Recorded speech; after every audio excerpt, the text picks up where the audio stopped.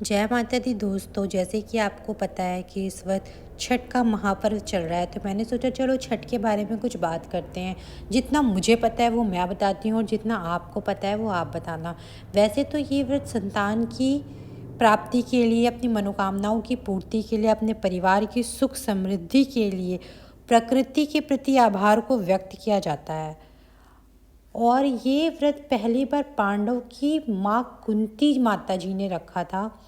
संतान की प्राप्ति के लिए, संतान की सुख शांति के लिए ये उस वक्त रखा गया था जब पांडव कठिन समय से गुजर रहे थे। तब द्रौपदी ने छठ व्रत रखकर सूर्यदेव से अपने परिवार के कल्याण की प्रार्थना की थी और समृद्धि का आशीर्वाद भी प्राप्त किया था। और दूसरी ओर दानवीर कर्ण को सूर्य की उपासना का सर्वप्रथम साधक माना जाता है। सूर्यदेव और छठी मैया के इस व्रत को कई नामों से जाना जाता है। छठी मैया को सूर्य की बहन माना जाता है, ब्रह्मा जी की मानस पुत्री के रूप में जाना जाता है, संतान की रक्षक माना जाता है और देव सेना के रूप में छठी माँ की पूजा की जाती है।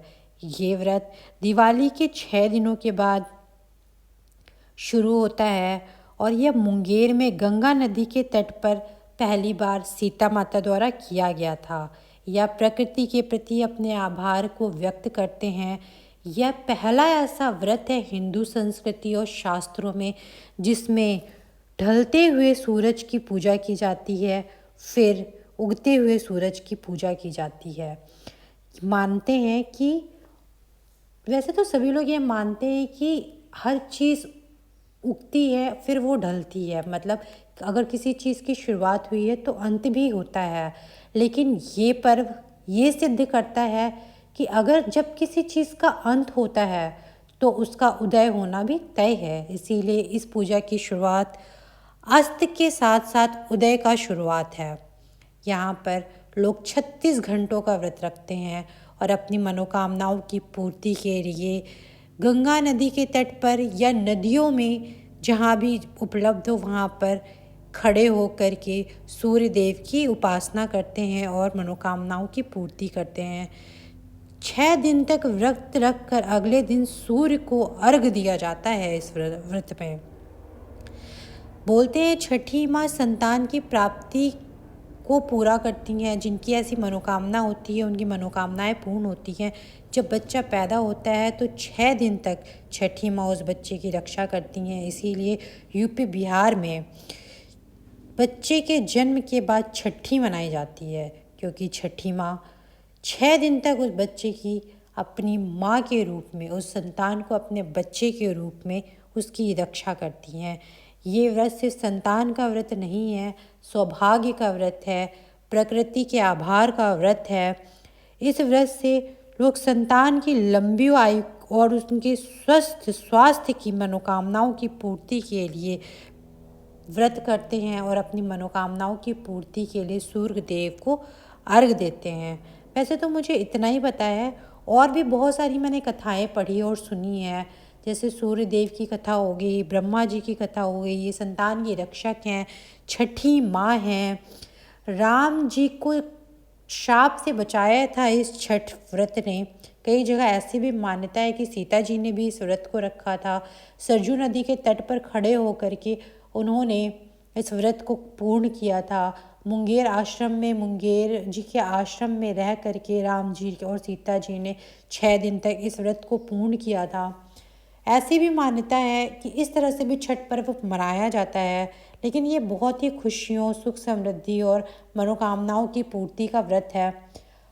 अगर आपके मन में कोई इच्छा है तो अब ये सिर्फ बिहार का व्रत ही नहीं रहा, ये देश के कोने कोने में मान्यताओं के साथ, अपने अनेक तरह के रीति रिवाजों के साथ संपूर्ण किया जाने वाला व्रत है। क्या आपके शहर में भी इस व्रत की उतनी ही मान्यता है जितनी कि बिहार से शुरू होकर, यूपी से निकलकर बहुत सारे राज्यों तक ये व्रत पहुंच चुका है? छठी माँ सबकी मनोकामना पूर्ण करती हैं, संतान को सुख समृद्धि, सुख स्वास्थ्य, स्वस्थ स्वास्थ्य से संपूर्ण करती हैं। उनकी लंबी आयु के लिए, बच्चों की लंबी आयु के लिए, पति की लंबी आयु के लिए, अपनी मनोकामनाओं की पूर्ति के लिए इस व्रत को लोग 36 घंटों तक रहते हैं और पूरी रीति रिवाजों और संस्कृति के साथ इस व्रत को पूर्ण करते हैं।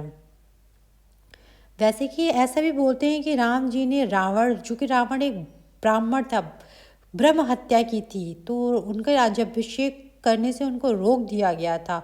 उस वक्त मुंगेर ऋषि जी ने बोला था इस व्रत को करने के लिए, ये भी एक मान्यता है। पर यहाँ पे हम धर पर यहाँ पर हम इसको क्यों किसी धर्म से, क्यों किसी जात पात से जोड़े। जैसे कि छठी माँ, हर एक घर में जब एक बच्चा पैदा होता है तो छठे दिन उसकी पूजा करते हैं और उसको छठी के नाम से जानते हैं।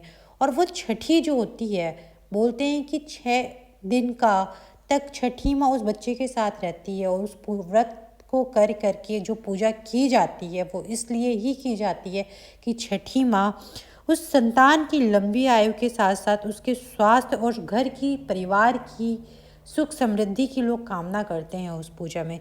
मैं तो इस छठ व्रत को ऐसे ही जानती हूँ। आप कैसे जानते हो?